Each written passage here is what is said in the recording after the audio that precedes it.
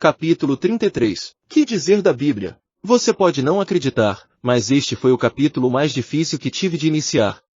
O que falar sobre a Bíblia que o faça continuar lendo até o fim? Como introduzir o assunto de maneira interessante? Não posso esquecer que para muitos esse é um tema fechado, ou seja, a Bíblia é um livro ridículo e não há como levar um sujeito racional a acreditar nela. Tanto é, afirmam muitos, que basta ver as experiências toscas que encontramos relacionadas às interpretações literais que fazem desse livro. Mulheres que não podem subir ao púlpito por estarem menstruadas, mães proibidas de conversar com filhos porque abandonaram a igreja, doentes que negam o tratamento médico para demonstrar fé num pastor curandeiro. O jornalista americano David Plotz, que é agnóstico, resolveu em 2006 ler a Bíblia de um modo leigo, fundamentalista, levando tudo ao pé da letra exatamente como fazem muitos pregadores de hoje em dia. O resultado de sua leitura aparece no livro Good Book, The Bizarre, Hilarious, Disturbing, Marvelous, and Inspiring Things I Learned When I Read Every Single Word of the Biblical. Bom livro, as coisas bizarras, hilárias, perturbadoras e maravilhosas que aprendi quando li cada palavra da Bíblia. Ele percebeu, por exemplo, que se a Bíblia fosse seguida literalmente o mundo seria um desastre. Estaríamos apedrejando as pessoas até a morte só porque trabalharam no sábado ou cometeram uma infração sexual. A sociedade seria totalmente segregada entre homens e mulheres, que estariam impuras quando menstruadas. Até na igreja as mulheres deveriam ficar caladas sem direito de usar o púlpito. Ou seja, qualquer um, em sã consciência, percebe que não dá para seguir tudo que está lá. Outra coisa que Plotz descobriu, talvez por ser ele mesmo calvo, foi a predileção bíblica pelos que não possuem cabelo. Na sua interpretação, os carecas seriam os queridinhos de Deus. Há até um episódio, disse ele à revista Época, em que alguns garotos caçam do profeta Eliseu chamando-o de careca. Em seguida, aparece um urso de Sikh e mata 42 crianças por causa disso. De fato, ele se referia à passagem de 2 Reis 2, 23-25. O texto na realidade não tem nada a ver com queda capilar ou couro cabeludo de uma pessoa, muito menos criancinhas inocentes sendo devoradas porque chamaram um profeta de carequinha.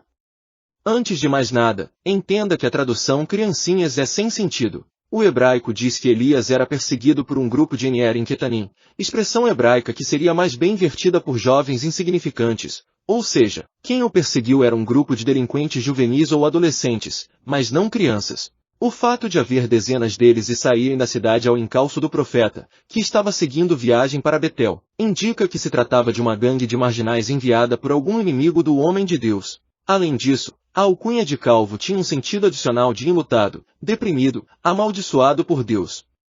Pessoas amaldiçoadas costumavam ser apedrejadas. Logo, a intenção deles era matar o profeta e parecer que foi um linchamento comum, sem punição para ninguém, segundo o Código Penal da época. Quando as duas ursas apareceram e estraçalharam uma parte do grupo, a Bíblia deixa claro que não foram todos. O autor interpretou aquilo como um livramento de Deus. Deixe-me fazer um paralelo atual dessa história. Não sei se é do seu conhecimento, mas o famigerado Estado Islâmico tinha em suas fileiras soldados mirins altamente violentos de apenas 12 anos.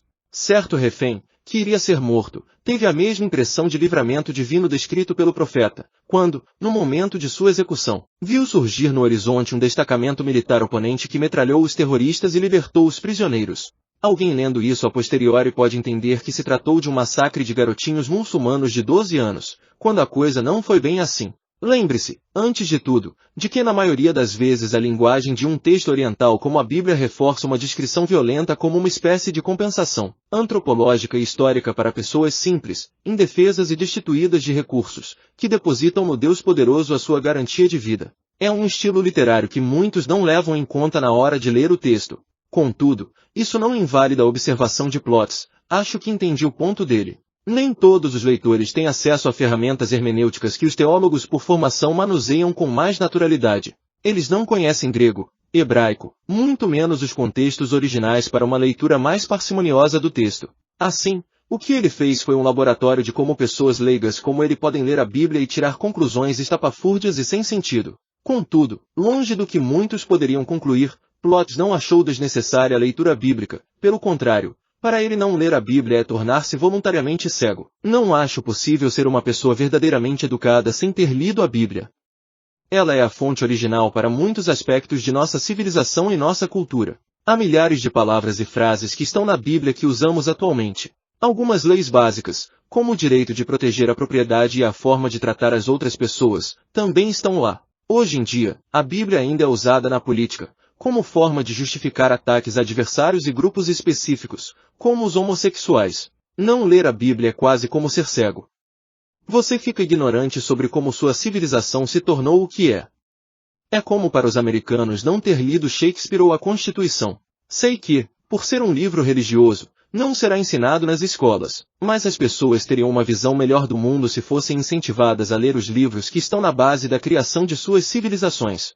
Plots foi criticado por religiosos, como era de se esperar, e também por ateus por sugerir a leitura de um livro que consideram tão ridículo e fomentador de fanatismos. Livro perigoso. Publicações como a de Plots dão a impressão de que religiosos são, em geral, o grupo de pessoas mais idiotizado da sociedade. Eles geralmente se convencem por qualquer coisa, especialmente se estiver embasado em sua sagrada escritura. Prova disso é o fato de que pessoas crentes são as mais rápidas em propagar notícias religiosas sem antes verificar a procedência do relato. De fato, não é raro eu ser abordado em minhas palestras arqueológicas por religiosos que correm para me mostrar fotos de ossos gigantes encontrados no México ou na Turquia, que confirmariam a menção de gigantes nefilins no livro do Gênesis, ou supostos achados da Arca de Noé e de rodas das carruagens egípcias sob as águas do Mar Vermelho, evidência inconteste do dilúvio e do êxodo. É desconcertante ver o desânimo de alguns quando revelo que tudo aquilo é mentira. A dos gigantes, por exemplo, foi uma fotomontagem publicada em 2008 no site Worth que um internauta republicou de propósito com o título de Arqueologia confirma a Bíblia, apenas para zombar a fé ingênua de alguns crentes. E não é que deu certo? Foi muito vergonhoso ver vários irmãos fazendo corrente de oração nas redes sociais em prol de um grupo cristão da Nigéria que estava sendo atacado e queimado vivo por radicais muçulmanos. Uma foto inclusive circulou pela internet mostrando vários corpos carbonizados cuja legenda dizia se tratar de uma igreja incendiada durante um culto. Embora perseguições religiosas existam de fato, a verdade era que naquele momento não havia perseguição alguma na região citada. A dita foto era de um acidente ocorrido em 2010, na República Democrática do Congo. Tratava-se de um caminhão-tanque que capotou e explodiu matando 230 pessoas carbonizadas e ferindo outras. Sem ponto de acordo com os jornais da época, alguns dos mortos eram pessoas que estavam tentando roubar o combustível que vazava, provocando com isso a explosão que matou tanta gente. Bem diferente do que diziam os sites cristãos. Em situações como estas, a primeira tentação de um apologista cristão seria introduzir o assunto falando só coisas boas sobre a Bíblia para amenizar o constrangimento. Eu também poderia fazer o mesmo, dizendo que estamos diante do livro mais lido e vendido no mundo inteiro, que a Bíblia foi o primeiro exemplar impresso no Ocidente, que é estimada por intelectuais de prestígio e vultos da história etc. De fato, eu poderia encher páginas e páginas de propaganda pró-bíblica. Não sinto, entretanto, que minha abordagem deva seguir por esse caminho. Começo, portanto, entrando pela porta dos fundos do problema, como aquele acesso sujo dos antigos teatros de Nova York. Que tal fazê-lo a partir do famoso aforismo atribuído ao dramaturgo irlandês George Bernard Shaw? A Bíblia é o livro mais perigoso da Terra, mantenha-o trancado e jogue a chave fora. Mantenha-o longe do alcance de seus filhos. Conselho radical, não é mesmo? Bem diferente da sugestão de Plots, embora ele mesmo achasse, contraditoriamente, que a leitura de seu livro poderia substituir bem as escrituras, especialmente por ser menor, mais hilário e poder ser lido no banheiro de casa sem nenhum peso na consciência. Quanto à frase atribuída a Bernard Shaw, não consegui localizar a fonte original dela. Contudo, a sentença coaduna com o pensamento dele, embora eu advirta que interpretar Shaw sem parecer contraditório não é tarefa fácil. Espero, pelo contexto de suas ideias, esclarecer os limites e a razão de minha concordância parcial com o que ele disse. Antes, porém, deixe-me dizer que a Bíblia é um livro perante o qual não podemos assumir postura de neutralidade. Ela afetou e afeta muito a história da humanidade para simplesmente dizermos que não nos interessa opinar a seu respeito. Se estou diante de um livro falso, arrisco dizer que esse é o livro mais dantesco do mundo e merece ser combatido. Se, contudo, estiver diante de um livro verdadeiro, tenho de dar ouvidos à sua mensagem. É uma questão de vida ou morte. Alguns infelizmente não entendem esse apelo. Dias atrás vi o seguinte post na internet: as histórias de Zeus, Thor ou qualquer outra devem ser combatidas. Se a Bíblia ou qualquer outro livro como este for verdadeiro, tem que ser seguido. Acho que não tem que ser combatido e nem seguido, cada um acredita e segue o que quiser. Se quiserem acreditar que o homem veio do barro e a mulher da costela deste homem, tudo bem, nada contra. Agora, se eu acreditar em Zeus ou outra figura pagã, quero respeito também. Fico me perguntando o que um comentário como este diz a respeito de nossa cultura, nossos valores e nossas habilidades para responder questões existenciais. Respeitar o outro significa não se posicionar acerca de seus erros? Não o alertar das consequências de seu devaneio? Como se respeita a decisão de uma filha que decide interromper os estudos e se juntar a um traficante? Como se respeita a decisão de um delinquente que entra em sua casa e rouba seus pertences? Ele faz isso para comprar a droga que o namorado de sua filha oferece. Você se posiciona entregando o bandido ou respeita a escolha de todos? As pessoas estão fazendo escolhas estranhas baseadas em filosofias igualmente estranhas.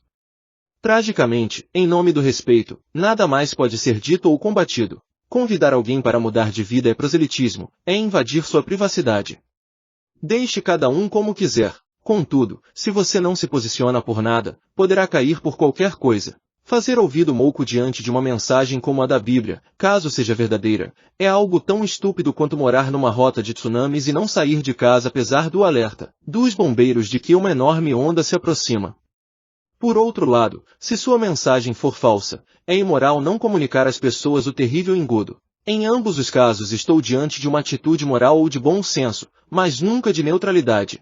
Dialogando com Shaw. Usando um forte estilo de ironia irlandesa mesclada de humor, Shaw fez críticas muito acirradas à religião, especialmente à cristã. Seu estilo era tão ácido em relação às igrejas que muitos, inclusive eu mesmo, o reputaram erroneamente por ateu e inimigo da Bíblia.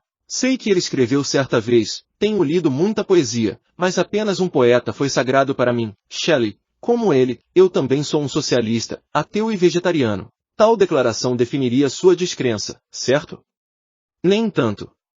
Vamos entender melhor o que ele quis dizer. O Shelley mencionado aqui é Percy Shelley, um poeta britânico a quem Shaw conheceu pessoalmente no Museu Britânico de Londres e que o influenciou muito em seu pensamento. Ambos, na verdade, se consideravam ateus num sentido muito específico, que não quer dizer descrença na existência divina, mas rompimento confessional com o Deus da ortodoxia cristã. Talvez sua vigorosa resistência em personificar a divindade, somada à desilusão teológica que ele descreve na saga The Adventures of the Black Girl in Her Search for God, as aventuras da garota negra e sua busca por Deus, poderia permitir que eu o classificasse como um místico panteísta com forte tendência para um agnosticismo, mas não totalmente liberto de suas raízes cristãs. Esse seria um retrato aproximado de sua pessoa, porém, nunca um ateu no sentido atual do termo de negação absoluta da divindade. Shaw repudiava com força o puritanismo, a hierarquia e a hipocrisia das igrejas de seus dias, o que é claro em suas peças como O Discípulo do Diabo, 1896, e A Revelação de Blanco Posner, 1909. Seu método, para mim, é de tirar o chapéu, ainda que tenhamos divergências gritantes em relação à natureza de Deus. Ele parece muito com o estilo de Dostoiévski, ou seja, escreve peças que juntam humor, ironia e rigor lógico numa mesma trama, a fim de expor temas sociais importantes, ao mesmo tempo, propõe soluções para os males que a ficção denuncia. É, enfim, uma proposta didática similar à das parábolas de Jesus Cristo. Em Androcles e o Leão, 1912, Shaw faz uma releitura de um antigo conto romano.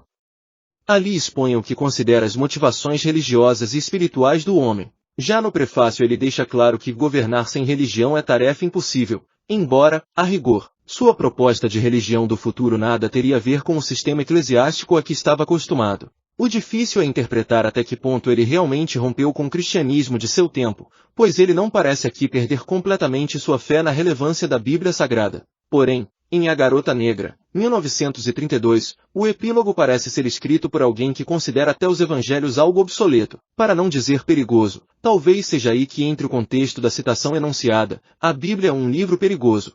Note, no entanto, que, mesmo assim, ele nunca deixou de frequentar os cultos religiosos de sua cidade e pediu que fosse sepultado na igreja de Dublin como um homem cristão. Como interpretar, portanto, seu dito de que a Bíblia era um livro perigoso? Creio que a advertência, com a qual eu concordo, está exatamente no sentido de que a Bíblia, interpretada de qualquer maneira e de qualquer modo, se torna um livro perigosíssimo. A razão é simples. Ela fala do único assunto do qual não podemos ser neutros. Ela fala de Deus. A Bíblia na história. A influência bíblica na história humana, principalmente na história ocidental, é gigantesca. O renascentismo, com seus desdobramentos na música, literatura e arte, as grandes navegações, a reforma protestante e até a ciência moderna foram frutos diretos de pessoas fortemente influenciadas pelo conteúdo da Bíblia Sagrada. Alguns agiram por adoção da mensagem, outros por rejeição a ela e uns tantos por uma reação não à Bíblia em si, mas aos desmandos eclesiásticos em nome de Deus. Enfim, pessoas que se transformaram pelo contato com esse livro e em sua vicissitude mudaram os rumos da história. Talvez não tenham lhe contado, mas as principais universidades modernas, Harvard, Yale, Oxford, Cambridge, foram fundadas por pessoas que se inspiraram na missão bíblica educacional e por isso criaram colégios. Eles eram crentes frequentadores de igreja que defendiam com unhas e dentes a integração fé e ensino na sala de aula. Harvard hoje pode até ser secularizada em termos de cristianismo e apoiar paradoxalmente uma celebração satânica no subsolo do Salão Memorial. Contudo, seus fundadores tinham objetivos bem diferentes para aquela instituição. Seu estabelecimento em 1636 se deu para levar os alunos a Deus e a Bíblia Sagrada, cuja leitura era obrigatória pelo menos 2 vezes por semana, com direito à prova de proficiência e tudo mais. Seu nome foi dado em homenagem ao pastor calvinista John Harvard, de 1607 a 1638, que deixou como herança para a universidade toda a sua biblioteca de cerca de 400 livros e metade de sua propriedade. Mesmo sem possuir qualquer filiação oficial com a igreja, Harvard treinava principalmente pastores calvinistas. Embora não seja adivinho, arrisco afirmar que alguns leitores ateus estão pensando neste momento, ainda bem que Harvard não é mais assim. Porém, não percamos o foco do argumento. Meu ponto é outro. Em que pese o fato de essas instituições hoje estarem bastante secularizadas, a verdade é que elas começaram por uma inspiração bíblico-cristã, o que de cara me faz refutar um argumento 1000 vezes repetido. Dizem por aí que a Bíblia e a religião amortecem o cérebro, inibem o progresso e desestimulam a erudição. Se isso fosse verdade, nenhuma dessas universidades teria sido fundada, pois seus pioneiros não teriam incentivo cristão para fazê-lo. Sei que a tarefa inócua ficar pensando na possibilidade do que seria se não fosse. Onde eu estaria se em vez de nascer nesta família fosse trocado no hospital e criado por outra pessoa? Qual seria o contexto brasileiro se os chineses chegassem aqui antes dos portugueses? Coisas desse tipo não levam a pensamentos precisos. Contudo, arrisco questionar, ainda que retoricamente, qual seria a história do Ocidente se a Bíblia não tivesse sido produzida. O intuito da pergunta não é descobrir se estaríamos em melhor ou pior situação. Eu disse que isso seria inócuo. A questão aqui é outra. Estou, incontestavelmente, diante de um livro com grandes poderes de persuasão, seja para um lado, seja para o outro. Não é uma revistinha de gibi distribuída mensalmente que necessita de novas histórias depois que os meninos já leram aquelas. Trata-se de um enredo sem anexos ou atualizações que atravessou os séculos e até hoje continua influenciando pessoas. A Bíblia é forte o bastante para inspirar tanto a criação de universidades quanto a execução de horrores baseados em interpretações doentias de seu conteúdo. Por isso, faço eco a Bernard Shaw e digo, realmente estou diante de um livro perigoso. Fico pensando em extremos morais como Madre Teresa de um lado e o maníaco Jim Jones, cognominado Pastor do Diabo, do outro. Ambos eram seguidores da Bíblia e se inspiravam em seus ensinos para realizar os atos que praticaram. Um salvando crianças na Índia, outro causando a morte de centenas em Johnstown, na Guiana. Vejo então que este livro que tenho aqui ao meu lado, no momento em que digito este texto, é semelhante a um compêndio de física, que fornece dados tanto para a geração de energia quanto para a produção de uma bomba atômica. Tudo depende da mão que executa a experiência. Se a Bíblia não existisse, não teríamos o massacre da Guiana. Logo, isso já é motivo mais que suficiente para argumentar que estamos diante de um livro dispensável.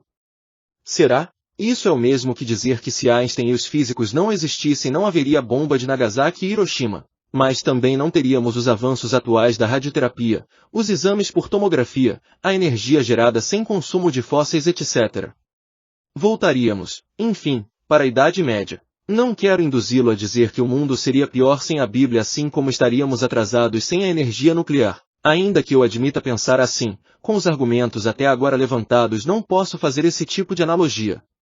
Seria um argumento non sequitur. Meu intento foi apenas este, mostrar primeiramente que não se resolvem os problemas de distorção do conteúdo anulando o conteúdo. Digo isso para aqueles que, à semelhança de Dawkins, julgam que o melhor seria acabar com a Bíblia, e assim acabarão os fanáticos por ela. Fanáticos sempre arrumarão motivos para seu comportamento doentio.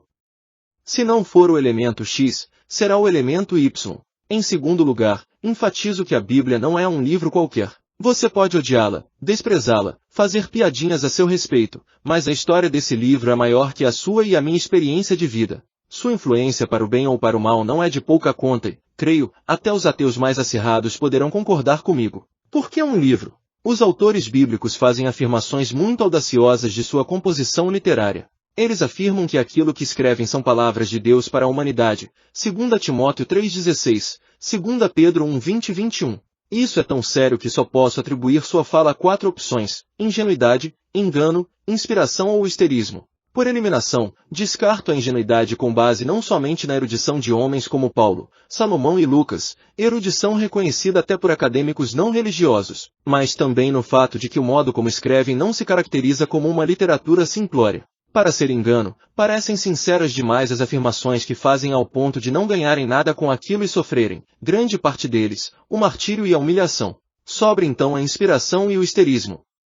Se optar pelo histerismo, fico às voltas sem saber como a literatura produzida por insanos mentais influencia tantas pessoas ao redor do planeta até os dias de hoje. Resta trabalhar com a hipótese da inspiração. Isso, contudo, não resolve uma questão básica que talvez devesse estar no início deste capítulo. Se Deus realmente existe e quer se comunicar com a humanidade, por que não usou um método tão discutível para dar sua mensagem?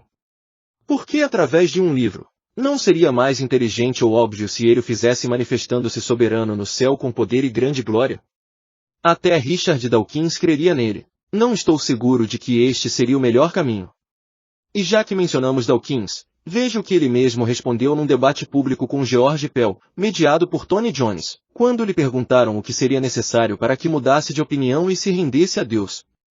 Ele disse: essa é uma pergunta muito difícil e interessante porque, quer dizer, eu costumava pensar que talvez se, de alguma forma, você sabe, um Jesus gigante, de 300 metros de altura com uma voz igual à do Paul Robeson, de repente aparecesse e dissesse: eu existo. Aqui estou eu. Mas, ainda assim, na verdade eu às vezes me pergunto se isso mesmo me levaria a acreditar nele. Ademais, uma aparição epifânica e universal de Deus provocaria pânico, e não adesão voluntária. Deus deseja filhos que o amam, não admiradores, fãs ou fanáticos, muito menos gente que lhe segue por conveniência, medo ou por não ter outra opção. Assim, pelo menos por agora, fica descartada a aparição majestosa para levar à crença. De qualquer modo, a pergunta persiste. Por que um livro? Por que revelar suas mensagens através de supostos profetas, quando poderia ter falado ele mesmo ao coração de todos os homens e mulheres do planeta Terra? Parece uma contradição. Se podemos ir a Deus diretamente em oração, por que ele precisa de um livro para revelar sua vontade? Uma Bíblia escrita há milênios, por pessoas desconhecidas, e em idiomas inacessíveis à maioria. Soa como um rapaz que ao ver o colega com a camisa do avesso evita alertá-lo diretamente, preferindo antes ligar para uma pessoa na China, que, por sua vez, passa uma mensagem em mandarim a outro que está na Polônia, para que este traduza para o português e envie por carta para um conhecido, que só encontrará o pobre coitado daqui a 2 semanas, quando ele já não precisar mais do alerta quanto à camisa invertida. Ora, os que fazem essa indagação, por mais lógica que ela pareça, esquecem-se ou desconhecem que este é o padrão cognitivo do ser humano. Ouvir verdades através do testemunho de outrem é o modo mais natural de aprender realidades, e Deus levou isso em consideração ao revelar sua palavra. O ser humano, dizia Vygotsky, constitui-se como tal em seu meio social 355. O que o autor quer dizer é que o ser, desde a mais tenra idade, só se torna epistemologicamente humano a partir das interações desencadeadas em seu meio social, histórico e cultural. Não se trata de mera transferência de informações para o interior do sujeito. O ciclo epistemológico só funciona se houver uma construção de saberes a partir da interação do ser com o meio social em que está envolvido, ou seja, um ser humano sempre precisa de outro ser humano para compreender a realidade. Confirmando isso, temos as pesquisas mais recentes de Albert Bandura, professor de Stanford e um dos maiores teóricos da aprendizagem social. Foi ele quem formulou cientificamente o conceito de modelagem, segundo o qual a criança reconhece a realidade através do adulto. E não é só na fase infantil que isso ocorre. Na fase adulta também, afinal, ninguém é bom em tudo. Na verdade, como já assinei em outro capítulo, somos leigos em 99% daquilo que conhecemos e, portanto, precisamos da expertise e do testemunho do outro para nos ajudar a compreender aquela realidade. O mais exímio matemático do MIT, o Instituto Tecnológico de Massachusetts, precisa dos conselhos de um advogado para saber como agir numa ação judicial que tem início com a contestação da demanda. O ganhador do Prêmio Nobel de Economia precisa das recomendações do médico para saber como controlar sua hipertensão, e todos precisam de um bom mecânico se o carro der pane no meio da estrada. A partir disso, posso confortavelmente afirmar que nossa visão de mundo e nossa relação com a realidade serão sempre mediadas pelo outro, desde a infância até o fim de nossos dias. Podemos até ter uma ou outra experiência autodidática, mas mesmo essa será baseada no que outros antes de nós perceberam ou disseram. No final das contas, nunca aprenderemos nada sozinhos. Se assim for, por que deveria ser diferente com uma comunicação feita por Deus? Por que ele quebraria o meio mais natural de conhecimento humano, construído na interação com outros saberes, e revelaria a cada um individualmente como se os demais não existissem? Caso trabalhemos com a mínima possibilidade de que Deus exista e se revele, temos de superar aquela sensação antropocêntrica e individualista de acreditar que o universo seríamos Deus e eu. Há pessoas em redor, e mesmo os que já se foram deixaram seu legado, de modo que não posso interagir com qualquer provável revelação divina senão passando pelo outro. Nas palavras de Ocardedal, para chegar ao eterno é necessário voltar os olhos para a temporalidade, para ir até Deus é necessário passar pelos homens, para penetrar profundamente no mistério é necessário partilhar a intimidade com um próximo humano, para nos conhecermos a nós mesmos temos de passar pelo irmão e deixar que ele passe por nós. O uso de profetas e autores inspirados foi o meio elegido pela providência para comunicar verdades para a humanidade. Esses autores, portanto, estariam para nós como o médico está para o economista, e o advogado para o professor do MIT. Eles simplesmente nos trazem um conhecimento que não adquirimos por nós mesmos. Sua expertise, se posso chamar assim, foi a inspiração. O ponto, portanto, não é se Deus pode ou não usar coerentemente seres humanos para transmitir sua mensagem aos outros. A questão é saber se aquele que reivindica tal título, autor inspirado, o seria de fato ou se estamos diante de um exemplo de charlatanismo. Este é o elemento central aqui, testar aquele que arvora possuir uma mensagem do céu. Isso vale para a Bíblia, o Alcorão, o livro dos Vedas ou qualquer outra obra literária que se diga de origem divina. Pelos seus frutos, disse Cristo, vocês reconhecerão os verdadeiros e falsos profetas, Mateus 7:20. Como se produz um best-seller? A continuação de meu raciocínio nas próximas linhas pode soar como um tangenciamento do assunto, mas não é. Lembre-se, estou entrando pelos fundos do teatro, não pela porta principal e glamourosa do tapete vermelho.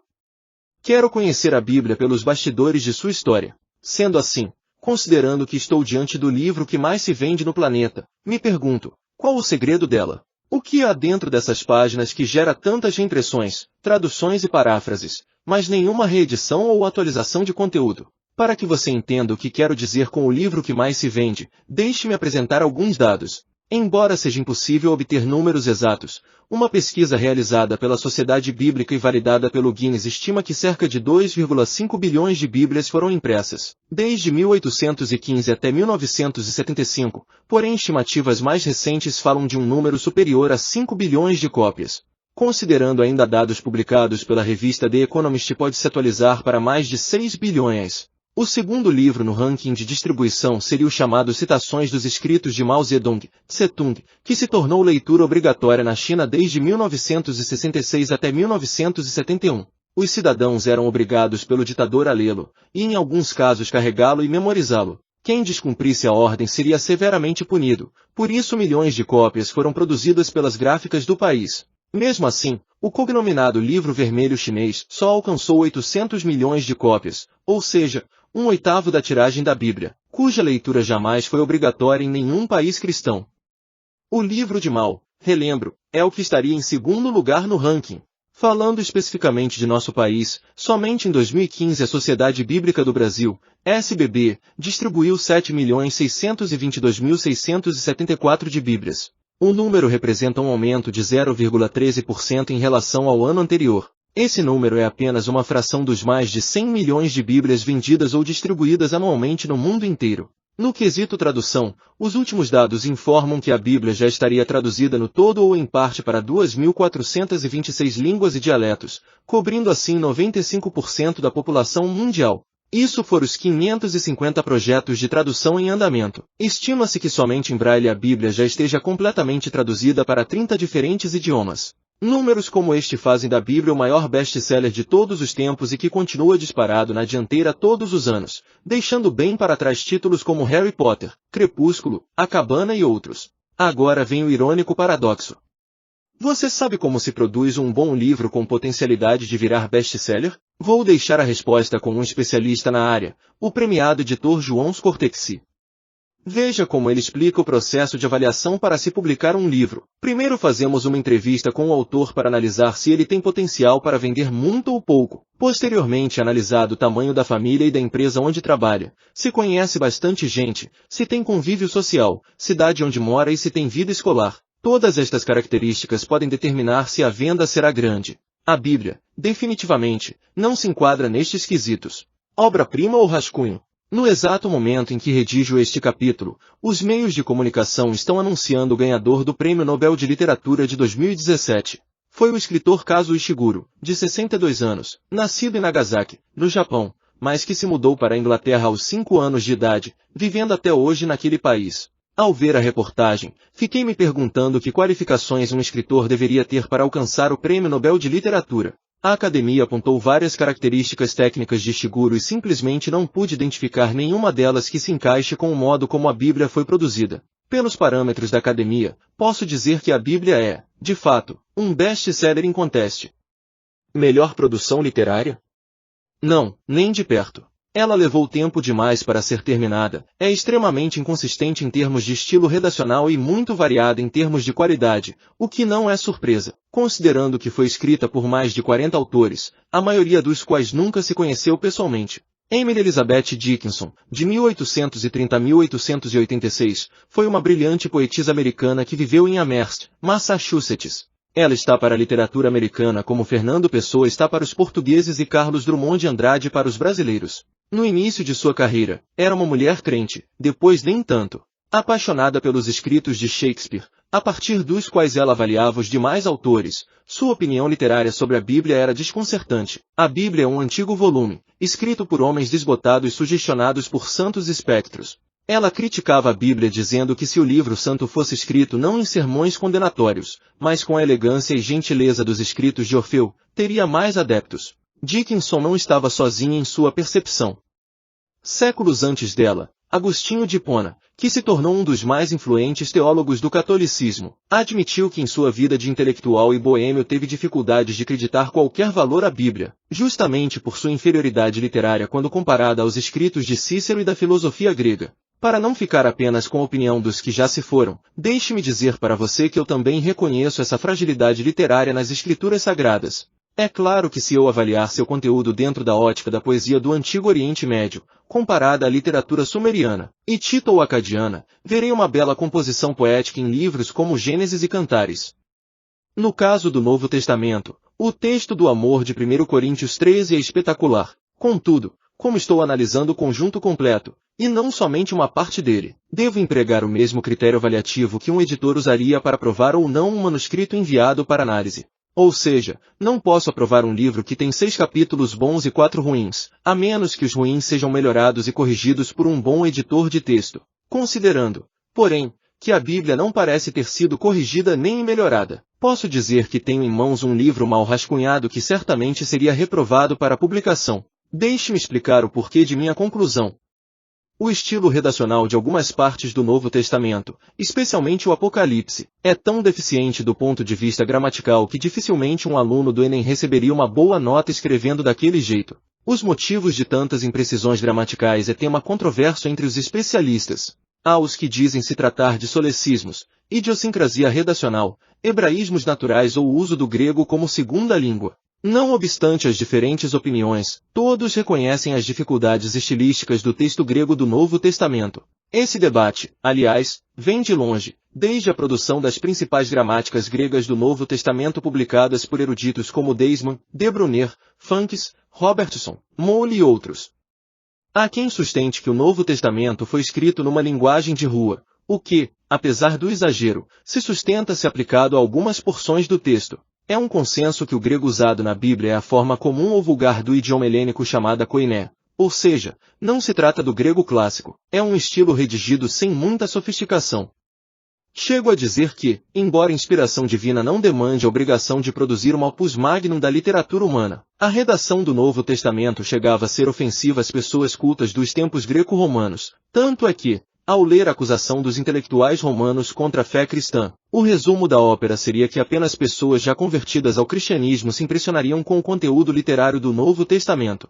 Isso faz sentido à luz do que o apóstolo Paulo admitiu em sua primeira carta aos Coríntios, pois a mensagem da cruz é loucura para os que estão perecendo, mas para nós, que estamos sendo salvos, é o poder de Deus. Pois está escrito, destruirei a sabedoria dos sábios e rejeitarei a inteligência dos inteligentes.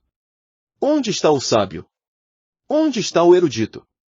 Onde está o questionador desta era? Acaso não tornou Deus louca a sabedoria deste mundo? 1 Coríntios 1:18-20. Por falar em Paulo, apesar de sua erudição, nem mesmo suas cartas escapam de alguns problemas sintáticos que as tornam pouco claras. Os especialistas são divididos em relação à qualidade do grego com que ele escreve. Suas sentenças são por vezes interrompidas pela falta de elementos sintáticos, cláusulas inconclusas e apostos muito longos. Um quase aborto literário. A Bíblia tinha tudo para nem chegar a ser compilada. Foram mais de 1400 anos entre o primeiro e o último autor a contribuir para seu conteúdo. Espero, num livro futuro, contar melhor a história da Bíblia para você. Por ora, basta dizer que ela tem mais senões e mais contras do que elementos de vantagem para um livro que tensionava ser um best-seller. O problema já começa com sua temática. É um livro que fala de guerras sem ser um tratado bélico ou militar. Fala de saúde e alimentação sem ser um manual de medicina, nutricionismo ou culinária. Possui filosofia, mas está longe de ser um tratado tipo dos pensadores gregos. Fala de Deus, mas não vem na forma lógica de um manual de teologia sistemática. Seus assuntos estão espalhados aqui e acolá e até a ordem cronológica de seus livros é complicada. Autores diversificados, ausência de pauta ou editor final que afine as linguagens são todos elementos que conspiram contra a qualidade de um livro. Quanto mais um livro sagrado. Veja as expressões estranhas e aparentemente contraditórias. Numa parte diz que Deus não se arrepende, noutra, que ele se arrependeu de ter criado o homem. A conduta de Faraó é descrita como um endurecimento de coração provocado por Deus, o que torna o monarca egípcio um fantoche, e não um tirano consciente de seus atos. Se Deus queria que o povo saísse porque endureceu o coração do rei, pior ainda são os discursos pesados que a Bíblia possui, e nem vou falar do Antigo Testamento, falo de Cristo mesmo. Prédicas que, num primeiro momento, mais afastam do que atraem. Numa época em que os romanos usavam o termo cruz como um xingamento, vem Jesus e diz para aqueles que o amam que deveriam tomar cada um sua cruz e segui-lo. Quem é que ia querer saber de cruz? Não para por aí. O Evangelho está cheio de antífrases de arrepiar, todas de Jesus. Comam da minha carne e bebam do meu sangue. Quem olhar uma mulher e se excitar já adulterou com ela. Não vim trazer paz, e sim espada lhe deste, guerra. Quem amar seus entes queridos, filhos, mulher, pai e mãe, mais do que a mim não é digno de mim, e outras mais. Realmente já dizia Leonard Ravenhill, ou a Bíblia é inteiramente absoluta ou é obsoleta que, de fato, a primeira impressão é que temos diante dos olhos um livro radical, absolutista e muito duro. Isso é, no mínimo, um suicídio intelectual. Mas por que essas coisas não conseguiram barrar seu sucesso? Dizer que o poder eclesiástico é responsável por sua disseminação é desconhecer os fatos como mostrarei a seguir. Não estou diante de um cantor ruim cujo pai rico suborna o produtor para que grave seu disco a despeito de seus desafinos. A igreja medieval, como mostrarei, foi mais inimiga do que promotora do conteúdo bíblico. Por isso, minha admiração permanece. Qual o segredo do sucesso bíblico? Veja aqui, a despeito dos problemas que citei como exemplos, os milhões que leem esse livro, mesmo em culturas não cristãs, parecem não se importar com isso e se apaixonam por ele. Tem alguma coisa em comum em suas páginas que minha razão não consegue explicar usando apenas a lógica humana. Se os que acolhessem a Bíblia fossem todos asiáticos, eu diria que é questão de cultura. Se fossem eruditos, diria que é questão de sofisticação ou mensagem cifrada acima do senso comum.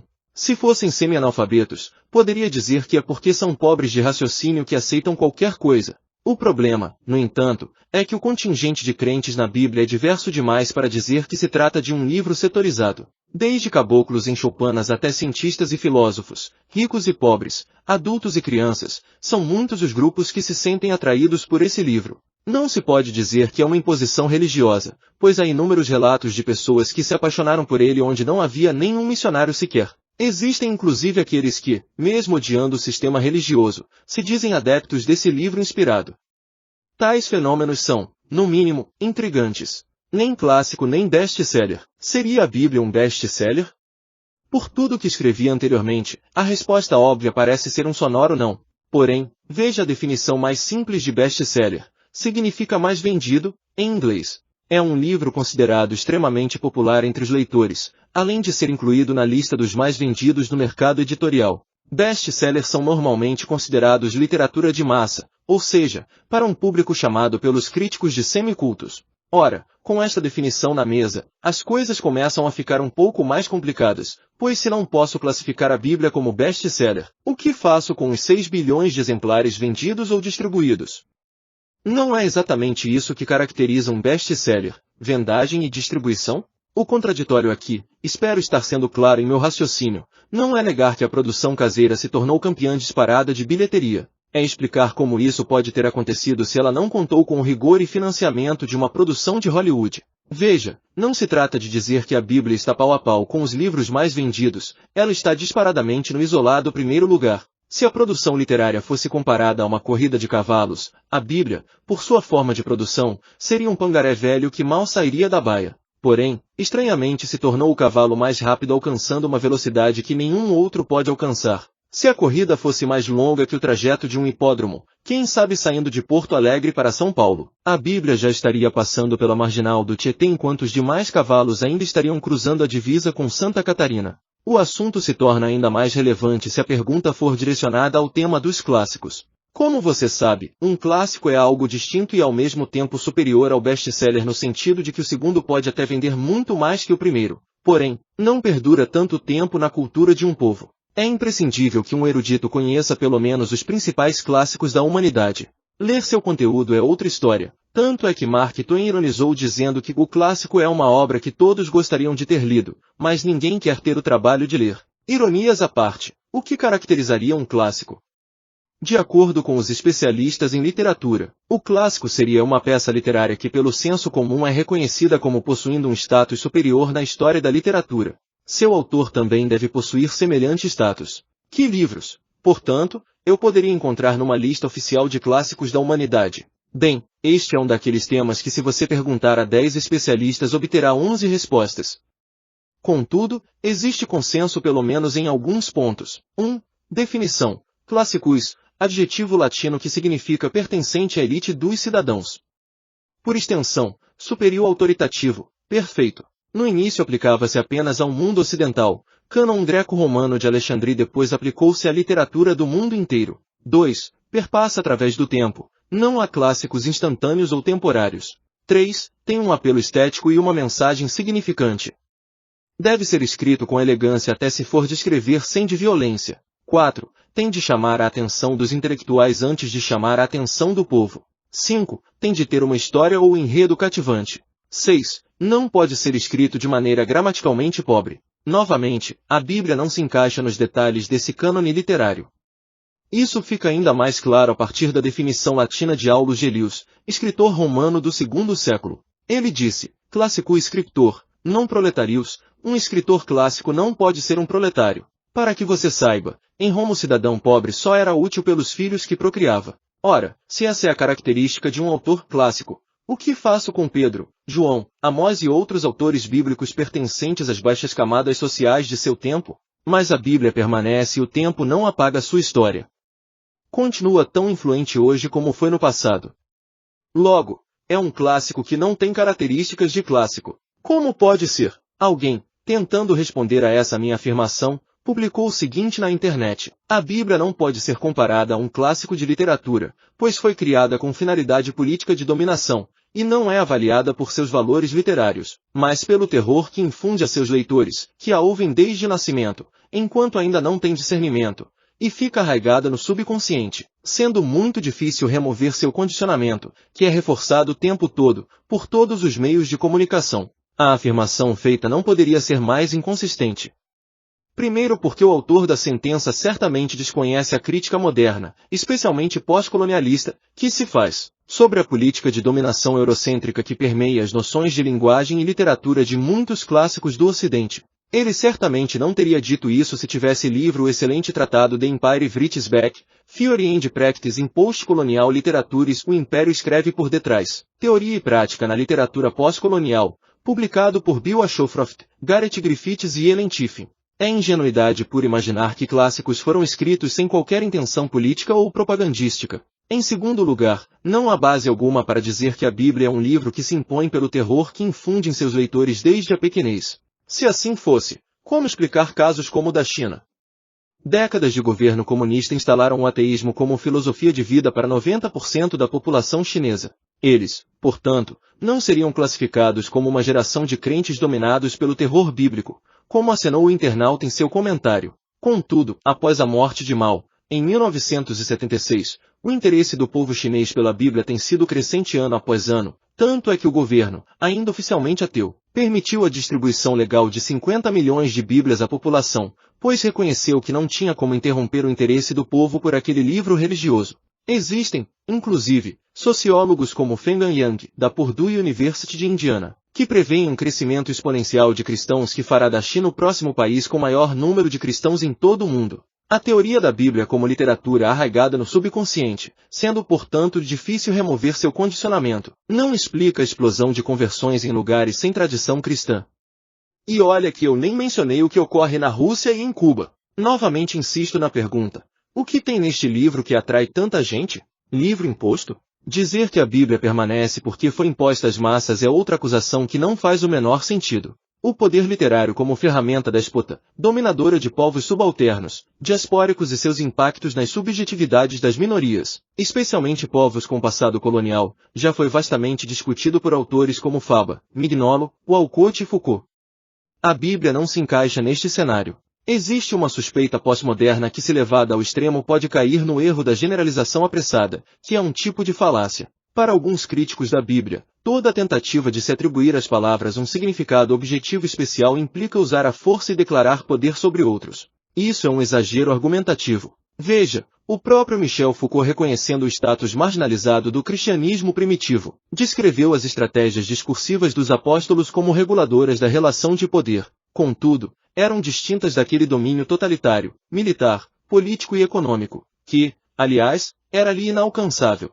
Foucault argumentou que o surgimento do cristianismo foi marcado pela propagação e criação de novas relações de poder que ele chama de poder pastoral. O modo como esse poder será posteriormente institucionalizado, transposto e modificado, especialmente no Estado moderno, não vem ao caso no que diz respeito à formação da Bíblia e aos motivos que geraram sua produção, pois é posterior a ela. De acordo com a própria definição de Foucault, esse poder pastoral dos primeiros cristãos não é, em princípio, uma forma de poder político que domina, mas que está pronto a sacrificar-se pela vida e salvação do rebanho. Bem diferente do poder monárquico, cuja meta é o sacrifício do povo para salvar a coroa. Ademais, o objetivo último do poder pastoral não é a massificação dos povos, mas assegurar salvação do indivíduo no mundo por vir. Para mim, a maior contradição de Foucault é permitir tal leitura do cristianismo primitivo negando, porém, a possibilidade ao menos de existir um significado transcendental, e deste, Deus, ao qual todos os significadores, seres humanos, possam recorrer definitivamente. Essa ideia tem consequências claras e diretas para os cristãos que procuram defender a possibilidade de se deparar com a verdade num livro inspirado pelo Espírito Santo de Deus. Mas isso não é tudo. Se a mensagem bíblica se resume a um jogo de conhecimento e poder, fico às voltas com duas ausências históricas na base formativa desse livro. Seus autores, à exceção de Moisés, Davi e Salomão, não eram homens de poder, pelo contrário, eram profetas marginalizados, personagens incômodos e verdadeiras pedras no sapato dos que estavam no poder. Alguns poderiam até ser altos funcionários do governo como Daniel e Neemias, e isto, porém, não significava controle da situação, muito menos a produção de uma literatura sob encomenda, pois seu conteúdo de denúncia era de difícil digestão política. A segunda lacuna na origem da formação bíblica é a produção de um conteúdo que realmente ofereça ameaça a alguém fora do círculo judaico-cristão. Deixe-me explicar melhor essa segunda assertiva. A Bíblia, conforme já foi pontuado, não é uma obra-prima da literatura como foram os demais clássicos da humanidade. Ela contém certas inconsistências narrativas, episódios indigestos, como o caso da concubina violentada e esquartejada, casos de difícil aceitação, Jonas engolido por um peixe, enfim, um aparente livro de historietas que não fazem mal a ninguém. Livro perseguido. Não obstante essa fragilidade literária, muitos governos se sentiram tão ameaçados por ela e demandaram destruí-la. Sei que houve outros livros igualmente destruídos, mas não como a Bíblia, nenhum livro foi tão ameaçado como ela. Há alguns anos tive a oportunidade de ler numa sentada o livro de Fernando Baes, História Universal da Destruição dos Livros. Desconheço outro autor que tenha se lançado a um projeto destes. Leitura fascinante, eu diria. Palavras inéditas como biblioclastia, bibliocídio passaram a fazer sentido para mim depois dessa leitura. Descobri que o crime de destruir livros é tão antigo quanto a própria invenção da escrita. Seu aniquilamento é visto como sinônimo de destruição de ideias. Baes mostra em sua obra vários episódios de destruição de livros em massa, em diferentes épocas, durante o terceiro e segundo milênio antes de Cristo. Bibliotecas inteiras como as de Ebla, Mari, Al-Alas e Ugarit foram incendiadas por exércitos inimigos que atacaram estas respectivas cidades. O mesmo se repetiu em 612 a.C., quando a imensa biblioteca de Assurbanipal foi incendiada pelos babilônios. Em 330 a.C., livros sagrados do zoroastrismo foram queimados em Persépolis juntamente com todo o arquivo real, provavelmente pela ação de um soldado bêbado. Outra conhecida queima de livros na história se deu por ordem do primeiro imperador da dinastia Qin, que, por volta de 213 a.C., mandou queimar uma grande quantidade de livros que preservavam ideias e moral dos antigos. Até os egípcios com Akenaton e os gregos com Platão têm sua história manchada por fuligem de obras queimadas. Para quem pensa que os relatos se detêm apenas na história antiga, Baes também registra acontecimentos mais recentes como livros judaicos, queimados pelos nazistas, e os 10 milhões de documentos históricos e culturais devastados durante a Guerra do Iraque. Ele então cita o poeta Irish Heine, a quem atribui um caráter profético: onde queimam livros, acabam queimando homens. O que percebi, no entanto, lendo a obra de Baes foi que existe uma distinção clara, não notada pelo autor, entre o bibliocídio comum e as tentativas de aniquilação bíblica, o que reforça minha tese de que a Bíblia teve uma história única de destruição e sobrevivência. Vejamos, livros que sofreram destruição, obras literárias escritas com primor, destruídos por um governo, um sistema ou um momento histórico apenas, destruídos acidentalmente, pois o intuito era queimar a cidade, e não especificamente aqueles títulos. Destruídos porque eram tratados políticos, escritos por intelectuais oposicionistas do governo vigente. Sua destruição envolveu pouquíssimos mártires, que morreram tentando preservar seu conteúdo, a maioria, porém, não registrou martírio algum. Depois da destruição a maioria se perdeu para sempre ou legou uns poucos exemplares para a humanidade. Bíblia, conjunto de livros bem redigidos, por um lado, e pobres gramaticalmente por outro. Destruída por vários governos, vários sistemas e ao longo de vários séculos desde o passado até hoje. Sempre destruída intencionalmente. Era a própria Bíblia o alvo do ataque. Destruída mesmo que tenha sido escrita séculos antes daquele governo, por vários autores não intelectuais, e não possua qualquer intenção política contemporânea aos tempos de sua destruição. Envolveu milhares de mártires ao longo da história. Pessoas dispostas a morrer para que o conteúdo bíblico fosse preservado. Depois da destruição, ela não somente foi preservada como possui uma quantidade ímpar de cópias manuscritas que, de alguma maneira, foram guardadas pelos fiéis. Posso até não acreditar na Bíblia, mas a história me diz que há algo estranho com ela. Quando a tomo em mãos, destituído de qualquer predisposição religiosa em relação ao seu conteúdo, o máximo que posso perguntar é, como um livro tão simplório, se comparado a outros, pode atrair tanto amor e tanto ódio? Os homens parecerem polarizados entre os que querem destruí-la e os que querem preservá-la, ainda que ao custo de suas próprias vidas, o que é ainda mais surpreendente, pois dificilmente se encontra um intelectual capaz de morrer por sua interpretação de Shakespeare. Mas a história traz uma lista sem fim de eruditos e analfabetos, nobres e plebeus, homens e mulheres, ricos e pobres, livres e escravos, que, com alegria, entregaram sua vida pelo que leram nas páginas desse livro. Dizer que isso é ideologia de massa não faz o menor sentido, pois não estou falando de um povo ou de um recorte histórico qualquer, é um relato que atravessa séculos e regiões. Você tem ideia de quanta gente morreu nas mãos de Roma, Lenin, Mao e, atualmente, de governos ditatoriais islâmicos por amor a esse livro? Que obra produzida por mãos humanas obteve tanta fidelidade literária e tamanho ódio biblioclasta? Em 303, Diocleciano decretou que cada cópia da Bíblia cristã fosse queimada. Presume-se que centenas, se não milhares de cópias, tenham se perdido. Por pouco não teríamos o Novo Testamento. Muitos cristãos também foram mortos. A recuperação veio 20 anos depois, quando Constantino mandou publicar 50 cópias da Bíblia para repor a perda. Mas novamente a Bíblia foi proibida. Muitos pensam que a leitura da Bíblia causará os desmandos da Idade Média. Foi justamente o contrário, sua leitura foi proibida pela Igreja Católica. Em 1199, o Papa Inocêncio III proibiu a tradução da Bíblia para a língua vernácula, o francês, e decretou que seria um perigo se a Bíblia fosse lida por pessoas simples do povo. Quem fosse flagrado lendo ou ensinando a Bíblia na França seria morto. Várias Bíblias foram queimadas a mando da Igreja. Depois da morte de Inocêncio III, o Sínodo de Toulouse redigiu um 14º cânon contra os cátaros, e, por tabela, albigenses e valdenses, dizendo: proibemus, ne libros veteris e novi testamenti laicis permitatur habere, ou proibimos que seja permitido aos leigos possuir os livros do Antigo e Novo Testamento. Wycliffe foi condenado por heresia em 1383 por ter traduzido a Bíblia para o inglês, facilitando ao povo ler seu conteúdo. Seu corpo foi posteriormente exumado e queimado em praça pública para cumprir a ordem papal. Foi apenas em 1564 que o Papa Pio IV promulgou em sua Constituição Dominici Gregis uma lista de livros proibidos, abrindo, porém, exceção para que o Antigo Testamento apenas pudesse ser lido em língua vernácula, mesmo assim por pessoas treinadas pela Igreja e autorizadas pelo bispo local, com o único fim de entender melhor a Vulgata Latina. Nem por isso, porém, as coisas se acalmaram. 10.000 Bíblias foram queimadas em 8 de agosto de 1713 por ordem de Ferdinando II.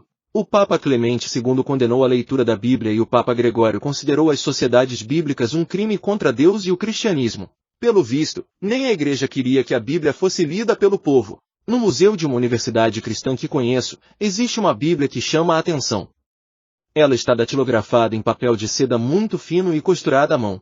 O curador explicou-me certa vez que, durante os tempos da antiga União Soviética, religiosos clandestinos que moravam no país faziam de tudo para espalhar aquele livro entre as pessoas. O comunismo, é claro, proibia a entrada de Bíblias no país.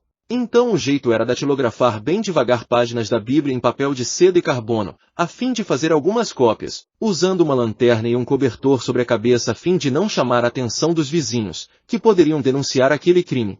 Quando ouço histórias assim ou leio relatos como o do livro O Contrabandista de Deus, de Anne van der Bijo, conhecido no Brasil como Irmão André, fico me perguntando o que tem neste livro que causa tanta afeição e tamanho ódio?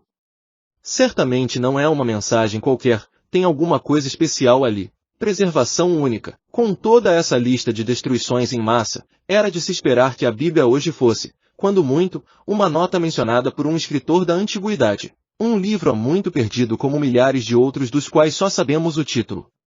Contudo, não é bem assim. Basta dizer que só do Novo Testamento existem mais de 5.500 cópias antigas, foram mais 8.000 da Vulgata Latina e cerca de 9.300 em outras versões primitivas, como o copto e o siríaco. Isso contrasta muito com o segundo livro mais autenticado do mundo, a Ilíada, de Homero, da qual existem apenas 643 cópias manuscritas. Veja no quadro a seguir um pequeno exemplo da vantagem textual do Novo Testamento sobre alguns antigos clássicos da humanidade. Como se pode ver, só o Novo Testamento em grego possui quase 5 vezes mais cópias do que a soma de todos esses clássicos. Esta comparação textual não para por aqui. Bruce Metzger, um dos mais renomados especialistas em crítica textual, fez uma acurada comparação entre a Ilíada de Homero, o Mahabharata, livro sagrado dos hindus, e o Novo Testamento.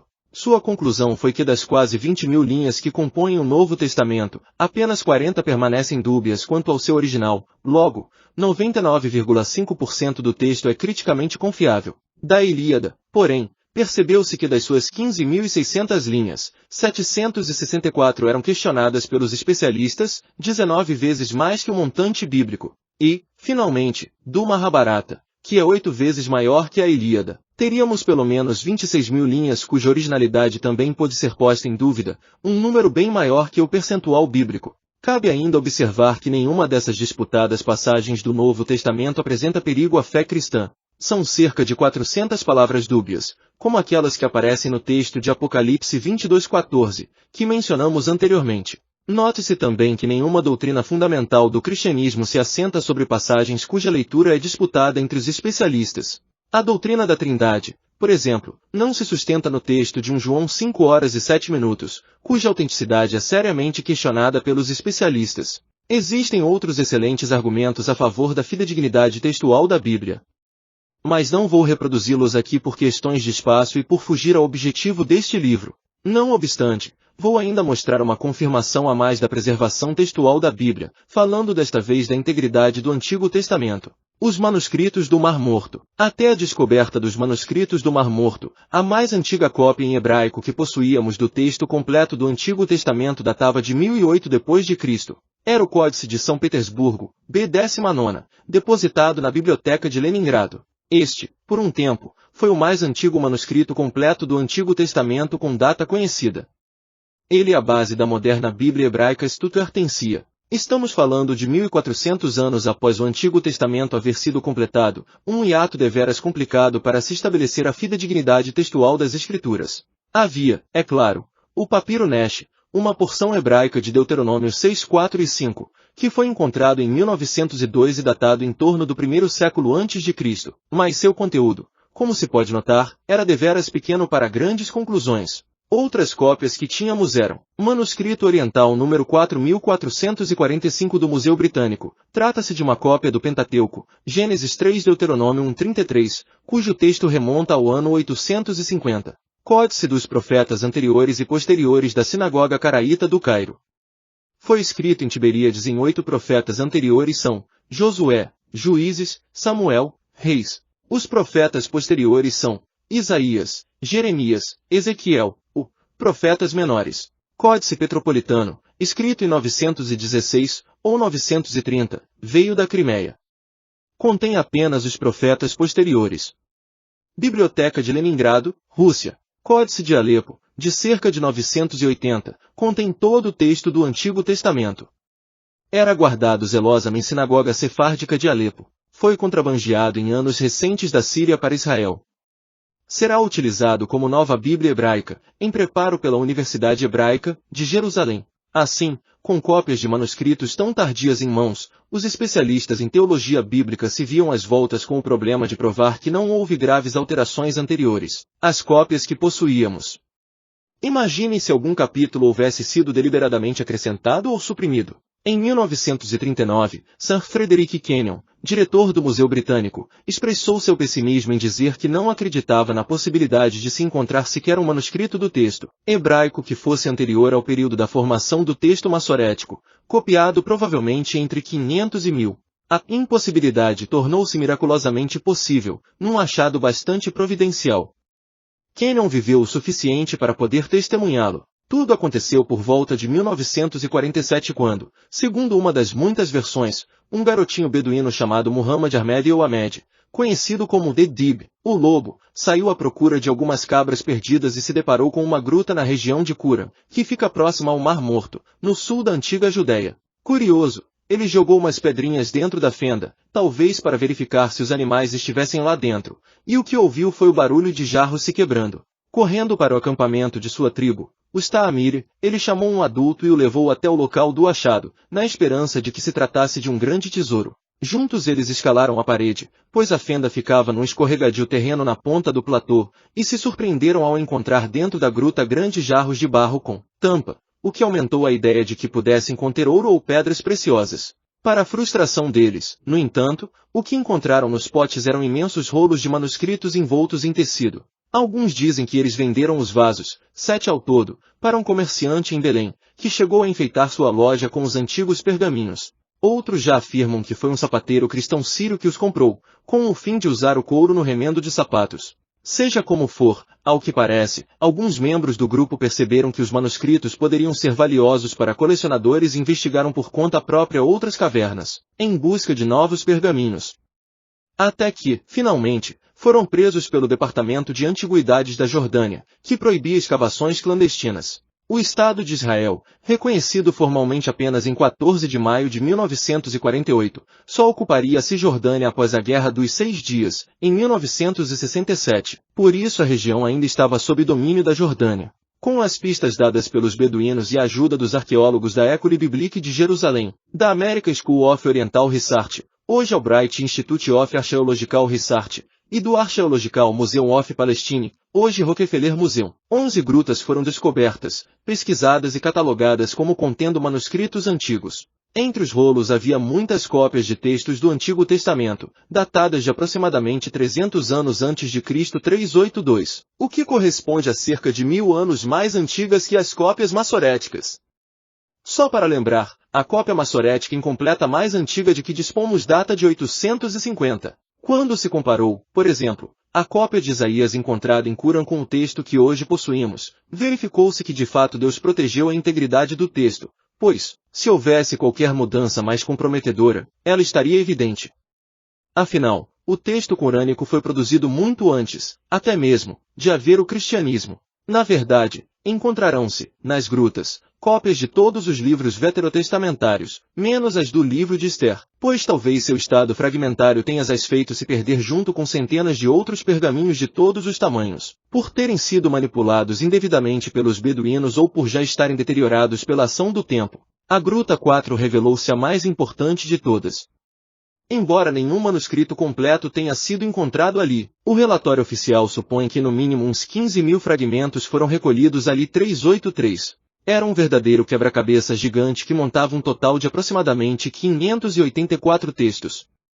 Desses, 127 são bíblicos e o restante culturais. Todos eles foram muito importantes para o estudo crítico textual do Antigo Testamento e também para o conhecimento do substrato cultural de muitas ideias do Novo Testamento. A Bíblia foi modificada? Acho interessante, apenas para concluir esse assunto de modo hilário, quando ouço dois argumentos contra a Bíblia muito difundidos na internet, mas que se excluem mutuamente, e poucos parecem ter dado conta disso.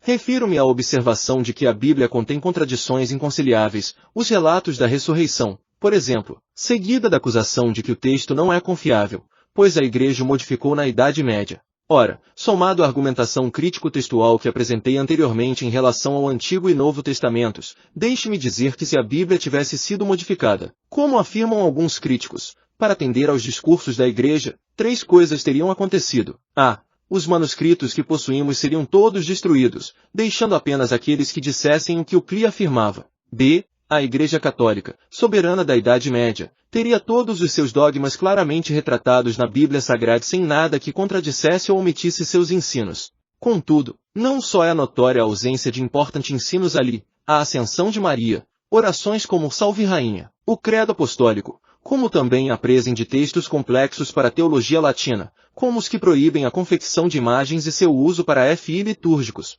C. As contradições textuais e as passagens de difícil interpretação desapareceriam, pois teriam sido corrigidas e censuradas pela Igreja. Que sentido teria para uma hierarquia oficialmente celibatária ensinar que Pedro, como o primeiro dos papas, era casado? Que lógica teria deixar os 10 mandamentos em Êxodo 20 redigir como estão se seu conteúdo diverge do decálogo ensinado no catecismo? É por essas e outras que o texto não tem ares de ter sido modificado.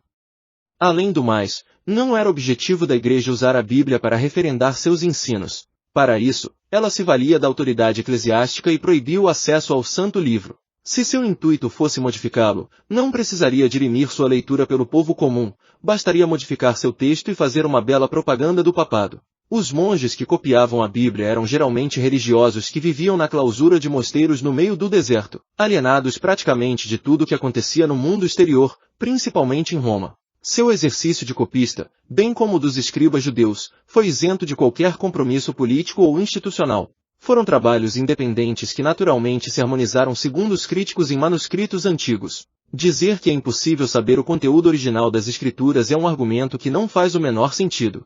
Sei que alguns talvez argumentaram que Bart Ehrman, famoso especialista em crítica textual, disse recentemente que é impossível saber ao certo o que foi que os autores bíblicos escreveram, pois seu texto se perdeu para sempre. O que você precisa, no entanto, levar em conta é que existem muitos outros especialistas em crítica textual que discordam dele. Ademais, seu falecido mentor, o professor Bruce Metzger, conhecido como um dos maiores especialistas em crítica textual de que temos notícia, chegou a uma conclusão muito distinta.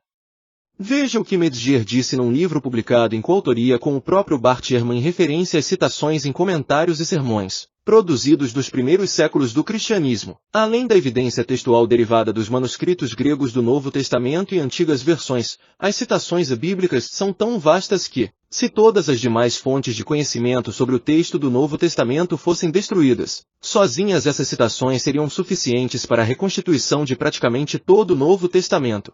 Talvez alguém diga, mas Ehrman pode ter mudado de pensamento. Se assim for, por que o mesmo argumento permanece contraditoriamente publicado em outro livro que ele escreveu sozinho e que continua sendo divulgado?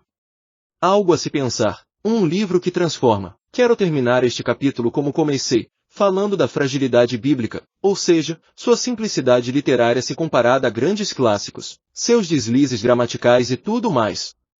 O que antes podia ser um motivo de vergonha torna-se agora motivo de êxtase. Raciocine comigo. Se a Bíblia fosse um livro produzido pelos maiores escritores do mundo, com tempo hábil para se reunirem com calma, estudando calmamente o que escreveriam e como escreveriam, se ela pudesse ter o melhor editor do mundo e os melhores corretores textuais, se seus autores pudessem contar com as melhores secretárias e o mais avançado banco de dados, se a seleção dos textos e a escolha das frases fossem feitas com esmero de um filme hollywoodiano, eu não teria outro argumento para o seu sucesso literário senão que realmente se trata de uma obra preparada para esse fim.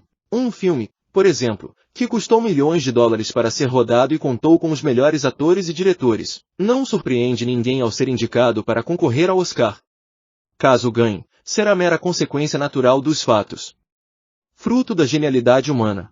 Porém, a fragilidade bíblica, somada ao resultado de seus escritos, sua imensa divulgação, sua permanência, sua ameaça ao sistema, sua fidelização a pessoas de bem, mostra que ela pode até ter sido escrita por homens, mas sua origem é sobre-humana. Para os que insistem em dizer que sua sobrevivência e sucesso literário não constituem prova de sua relevância para a humanidade, pense por um instante nos milhares, milhões de seres humanos que tiveram sua vida transformada pela leitura desse livro. Espero ter deixado claro que horrores como a Idade Média aconteceram não por causa da Bíblia, pois foi banida do povo naquele tempo. Não confunda o desmando eclesiástico com a mensagem que a Bíblia apresenta. Trata-se de duas fontes distintas de autoridade. Mesmo que alguns desmandos tenham sido feitos por má interpretação bíblica, relembro que a construção de uma bomba atômica não é motivo para desmerecer os estudos sérios da energia nuclear. Anular um por causa do outro é estupidez acadêmica. Proponho a você um exercício simples, uma pesquisa sociológica. Leve a uma penitenciária exemplares de livros escritos pelos maiores ateus, agnósticos e deístas da humanidade, dos antigos aos mais recentes: Voltaire, David Hume, Christopher Hitchens, Bertrand Russell, Richard Dawkins, Stephen Hawking, Michel Onfray e outros. Deixe que os piores condenados leiam estes livros por, digamos, 6 meses. Enquanto isso, entregue em outra penitenciária exemplares da Bíblia Sagrada igualmente para os piores condenados e também deixe que eles a leiam por cerca de 6 meses. Volte no final do semestre e compare os resultados. Quantos dos presos deixarão a criminalidade pela leitura dos céticos e quantos se converterão pela leitura da Bíblia? Certamente você já imagina o resultado. Se não, basta ver quantas pessoas deixaram o mundo das drogas, da depressão, da delinquência, da prostituição e coisas afins ouvindo sermões de Billy Graham e quantos o fizeram ouvindo palestras e piadas do sarcástico ateu Bill Maher. Lembro-me até hoje de quando estudei filosofia e me deparei com os escritos de Anthony Flew, um dos maiores filósofos ateus do final do século XX. Nome respeitado em pé de igualdade com Sartre e Lévi-Strauss. Dizer que um dia ele aceitaria a existência de Deus e abriria margem para crer na Bíblia, era algo tão insensato quanto dizer que o Papa um dia se tornará muçulmano. Qual não foi minha surpresa quando, anos mais tarde, veio o anúncio de que Flew havia reconsiderado seu ceticismo. Eu mesmo pensei que fosse mais um boato de internet, e Dawkins correu para desmentir o anúncio, dizendo que aquilo era delírio de crentes, pois jamais alguém da envergadura intelectual de Flew mudaria de opinião a esse respeito. Qual não foi minha surpresa ao ver que a mudança era para valer? Flew não se tornou necessariamente membro de uma igreja cristã, mas aceitou escrever com Roy Varghese um livro cujo título em português não poderia ser mais provocante. Um ateu garante: Deus existe. As provas incontestáveis de um filósofo que não acreditava em nada, especificamente sobre a Bíblia. Veja o que ele disse numa entrevista que deu a Habermas. A Bíblia é um eminente livro que merece ser lido. A ressurreição de Jesus tem muito mais evidências que qualquer outro milagre mencionado na história.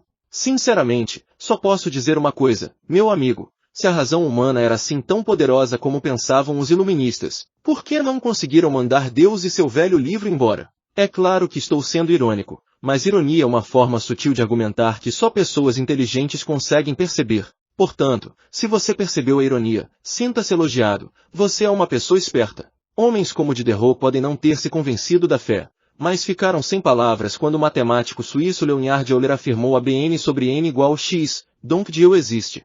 O cálculo podia não ser prova absoluta da divindade, contudo, evidenciava que o ateísmo não era assim tão lógico para todos os dotados de inteligência acima da média. Crer ou não em Deus e na Bíblia era uma questão de escolha, e não de argumentos claros que todo intelectual sensato pudesse ver. Realmente, mais do que convencimento, chego a pensar que crença ou ceticismo é mais uma questão de escolha. Obrigado por ouvir até aqui. E comenta quais livros você quer ouvir. Sugestões de melhorias são sempre bem-vindas para evoluirmos. Vamos para o próximo capítulo.